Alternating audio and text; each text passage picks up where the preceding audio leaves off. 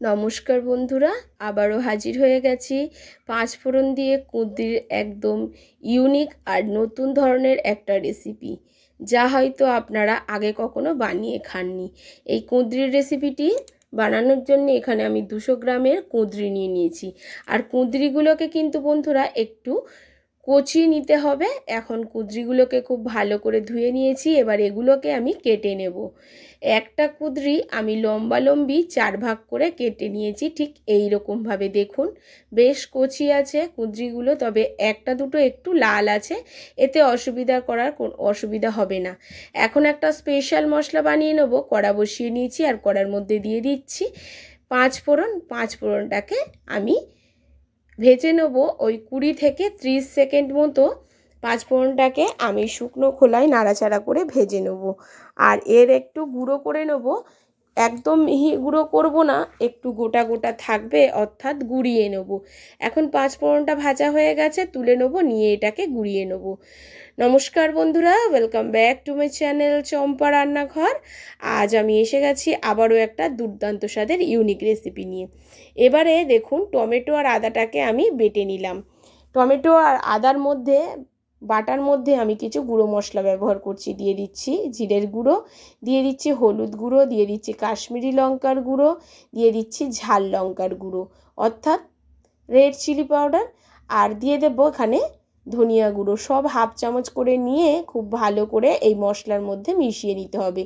এইভাবে রান্নার আগে যদি মশলাটাকে মিশিয়ে নেওয়া যায়, তাহলে কিন্তু এই তরকারির টেস্ট কিন্তু সম্পূর্ণ আলাদা আসে।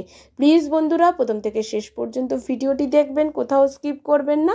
মশলাগুলো রেডি করা আমার একেবারে হয়ে গেছে। এখন চলে যাচ্ছি সরাসরি রান্নাতে। এখন একটা কড়া বসিয়ে নিয়েছি আর কড়ার মধ্যে 2 চামচ মতো তেল দিয়ে দিয়েছি। আর আলুগুলোকে ঠিক কুঁদরির মতো লম্বা লম্বা করে সরু করে কেটে নিয়েছি। এখন এগুলোকে একটু লালচে করে ভেজে নিতে হবে। আমার মুখের কথা শুনে নয় বন্ধুরা, আপনারা বাড়িতে অবশ্যই একবার এইভাবে কুঁদরিটা রান্না করে খেয়ে দেখবেন আর আমাকে কমেন্ট করে জানাবেন যে কেমন ছিল। প্লিজ বন্ধুরা পাশে থাকবেন আর সাথে থাকবেন। দেখে যদি আপনাদের ভালো লেগে থাকে অবশ্যই একটা লাইক করবেন আর বন্ধুবান্ধব আত্মীয় স্বজনের সঙ্গে শেয়ার করবেন। কথা বলতে বলতে আলুগুলোও ভাজা হয়ে গেছে। এখন যে কুঁদরিগুলোকে কেটে রেখেছিলাম সেগুলোকেও ভেজে নেব। আর দেখুন বন্ধুরা, বলেছিলাম না একটা দুটো একটু লাল আছে, তো ভিতর দিকে একটা দুটো একটু লাল আছে, হালকা লাল, কোনো অসুবিধা হবে না। ভেতরটা একটু পেকে গেছে, তো আমি এখন কুঁদরিগুলোকে লালচে করে ভেজে নেব। অবশ্যই আলু আর কুঁদরিকে আলাদা আলাদা লালচে করে ভেজে নেবেন এই রান্নার ক্ষেত্রে। সম্পূর্ণ নিরামিষ রেসিপি আমি তৈরি করে দেখাচ্ছি, নিরামিষের দিনে একদম উপযুক্ত একটা রান্না। এখন কুঁদরিগুলোকে তুলে নেওয়ার পরে কিছুটা আরও তেল দিয়ে দিলাম, এই 2 চামচ মতো তেল দিলাম। তার মধ্যে একটু পাঁচফোড়ন দিলাম আর দিয়ে দিলাম 3টে কাঁচা লঙ্কা। এবার পাঁচফোড়ন আর কাঁচা লঙ্কা 3টেকে খুব ভালো করে নাড়াচাড়া করে একটু ফোড়নটাকে ভেজে নিতে হবে।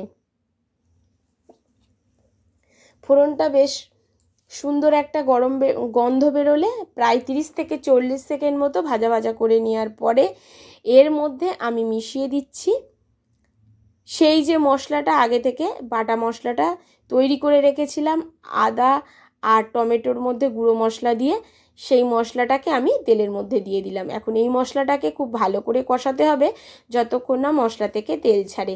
আদা টমেটো বাটার মধ্যে এই রকমভাবে গুঁড়ো মশলা মিশিয়ে একবার নিরামিষ তরকারি বন্ধুরা রান্না করে দেখবেন, একদম পারফেক্ট যাবে।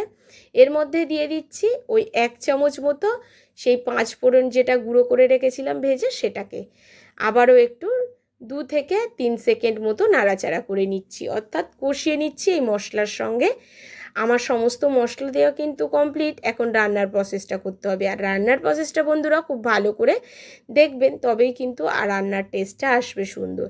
এখন মশলাগুলো যখন কষানো হয়ে গেছে তখন আমি দিয়ে দিচ্ছি আলু আর কুঁদরিটা, ভাজা আলু আর কুঁদরিটা।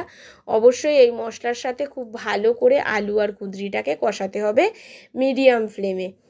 অবশ্যই মাথায় রাখবেন মিডিয়াম ফ্লেমে, একটু আস্তে আস্তে যদি সবজি মশলার সাথে কষানো যায় তবে কিন্তু সেই তরকারির টেস্ট হয় দুর্দান্ত আর খেতে হয় একদম পারফেক্ট।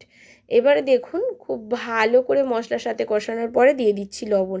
আপনারা খেয়াল করেছেন আমি আগে থেকে কিন্তু কোনো রকম লবণ অ্যাড করিনি, মশলা কষানোর পরেই আমি দিয়ে দিচ্ছি লবণ। লবণটাকে দিয়ে আবারও একটু মশলার সাথে কষিয়ে নিচ্ছি। মশলার সাথে খুব ভালো করে কষানোর পরে এখন আমি এর মধ্যে দিয়ে দেব পরিমাণ অনুযায়ী জল। আপনারা যেরকম গ্রেভি রাখবেন সেই অনুযায়ী জলটা ব্যবহার করবেন, আর যেরকম ঝাল খাবেন সেই অনুযায়ী কিন্তু অবশ্যই ঝালটা ব্যবহার করবেন। তো এটা একদম গা মাখা মাখা তৈরি করব, সেই জন্য আমি এখানে 1 বাটি মতো জল দিয়ে দিলাম। জলটাকে দিয়ে খুব ভালো করে মিশিয়ে এবারে ঢাকা চাপা দিয়ে 7 থেকে 8 মিনিট মিডিয়াম ফ্লেমে রান্না করব। ঢাকা চাপা দিয়ে কিন্তু বন্ধুরা রান্নাটা করতে হবে। 7 থেকে 8 মিনিট পরে আমি ফিরে এলাম। ফেরার পরে দেখুন বেশ ফুটতে শুরু করেছে। এখন আবারও একটু নাড়াচাড়া করে দেখিয়ে দিচ্ছি। আর এখন কিন্তু আলুটা খুব ভালোভাবে সেদ্ধ হয়ে গেছে, আর কুঁদরিগুলোও বেশ ভালোভাবে সেদ্ধ হয়ে গেছে। আর এটা কিন্তু খেতে ভীষণই টেস্টি ছিল বন্ধুরা। এখন এর মধ্যে আমি আরও কিছু জিনিস ব্যবহার করব। এর মধ্যে একটু স্লাইস করে কেটে রাখা টমেটো ব্যবহার করছি। এই টমেটোগুলো যখন মুখে পড়বে খেতে কিন্তু ভীষণই টেস্টি হবে। আর এটা কিন্তু আপনারা গরম ভাতে বা রুটির সাথেও খেতে পারেন। রুটির সাথে খেতে কিন্তু আরও বেশি টেস্টি লাগবে। টমেটোটা দিয়ে টমেটোগুলো যেন ঘেঁটে না যায় সেদিকে লক্ষ্য রাখবেন। এবারে হাই ফ্লেমে ফোটাতে হবে। হাই ফ্লেমে ফোটালে ঝোলটাও কমে যাবে আর একদম মাখো মাখো রান্না হবে। আর যে বাদ বাকি 5 ফোড়ন ভাজাটা ছিল, ভাজা গুঁড়োটা ছিল, সেটাকে আমি মিশিয়ে দিলাম। দেওয়ার পরে এবারে স্বাদ অনুযায়ী একটু চিনি অ্যাড করে দেবো। তবে 5 ফোড়নটা দিয়ে কিন্তু বেশিক্ষণ ফোটানো যাবে না, ওই 2 থেকে 3 মিনিট ফোটাতে হবে। এখন দেখুন আমি চিনিটাও ব্যবহার করলাম। চিনিটা ব্যবহার করে আবারও একটু নাড়াচাড়া করে দিচ্ছি। আর ঝোলটা কিন্তু প্রায় অনেকটাই কমে এসছে। আরও একটু এই ঝোলটাকে কমিয়ে নিলাম। আর দেখুন এখন আমাদের কিন্তু কুঁদরির রেসিপি একদম রেডি হয়ে গেছে। এবারে এটাকে আমি একটা প্লেটে সার্ভ করে দিচ্ছি। দেখুন বন্ধুরা, আর এর কালারটা কতটা দুর্দান্ত এসছে আপনারা নিশ্চয়ই দেখে বুঝতে পারছেন। এটা কিন্তু খেতে ভীষণই টেস্টি ছিল।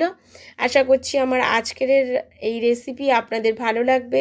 যদি ভালো লাগে অবশ্যই লাইক করবেন, শেয়ার করবেন আর কমেন্ট করে জানাতে ভুলবেন না আপনি কোথা থেকে আমার ভিডিওটি দেখছেন।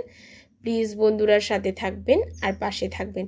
আর হ্যাঁ, অবশ্যই প্রথম থেকে শেষ পর্যন্ত ভিডিওটা কিন্তু আপনারা একটু খুঁটিয়ে খুঁটিয়ে দেখবেন, তবে কিন্তু আপনার রান্নার টেস্ট হবে একদম দুর্দান্ত।